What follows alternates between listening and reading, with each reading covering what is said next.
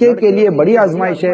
کاش اس بات کو ماں اور بیوی سمجھنے میں کامیاب ہو جائیں. یہ دونوں لڑتی ہیں، بیچارے اس لڑکے کا فتیہ ناس ہو رہا ہوتا ہے، وہ کہیں کا نہیں رہتا، نہ کام کا رہتا ہے، نہ کاج کا رہتا ہے، نہ گھر کا رہتا ہے، نہ باہر کا رہتا ہے، کوئی چیز بیچارے کے کام کی نہیں رہتی. یہ دونوں مطلب کہ بالکل وہ جنگ عظیم چھڑی ہوئی ہوتی ہے.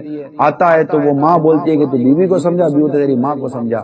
نتیجہ اس کا خطرناک ہے. اس میں دونوں کو عرض کروں گا، ماں باپ کو بھی عرض کروں گا اور بیوی کو بھی عرض کروں گا. تم اپنے شوہر پر رحم کرو اور اس کو بولوں گا اپنے بیٹے پر رحم کرو. مطلب یہ دونوں ایسا لگتا ہے کہ وہ بولے یہ میری طرح وہ نہیں رسی کا مقابلہ ہوتا ہے، وہ ادھر سے وہ رسی کھینچ رہی ہوتی ہے، وہ رسی کھینچ رہی ہوتی ہے، دیکھو کون. ارے بھائی یہ انسان ہے، لڑکا انسان ہے، یہ رسی وسی نہیں ہے، کیوں کھینچ رہے ہیں دوسرے کو؟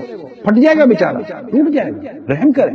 جس کو دیکھو مظلوم بننے کو تلا ہوا ہے، ماں بولے میں مظلوم تو بیوی بولے میں مظلوم. وہ بولے کہ تم دونوں سے بڑا میں مظلوم ہوں، میں جاؤں تو کہاں جاؤں؟ تو ہم بولیں گے مدینے. تو بولے مدینے میں کہتا، ماں بولے میرے کو لے کے جا، بیوی بولے میرے کو لے کے جا، تو میں مدینے کے لے جاؤ، دونوں کا ساتھ لے کے جاؤ. تو وہاں بھی کہ ان دونوں کے میں جھگڑا نپٹاؤں گا کہ آقا کی بارگاہ میں حاضری دوں گا، عمرہ اور مکہ دیکھوں، کیا کروں؟ یہ بھی تو مسئلہ چلے گا نا. کیا یہ نہیں ہو سکتا ساس و بہو کو میں عرض کروں کہ سلو کر لیں؟ نہیں سلو نہیں ہو سکتی، یہ تو ایسی یہ تو ویسی، درگزر سے کام لیں. نہیں درگزر بہت کر لیا، یہ تو ایسی یہ تو ایسی ویسی، پھر درگزر سے کام لیں. کب تک درگزر کروں؟ جب تک سانس ہے تب تک کریں. ثواب چاہیے نا، ثواب کماتی رہیں. اور مہربانی کرتا ہوں ہاتھ جوڑ کر لڑکے پر رحم کریں.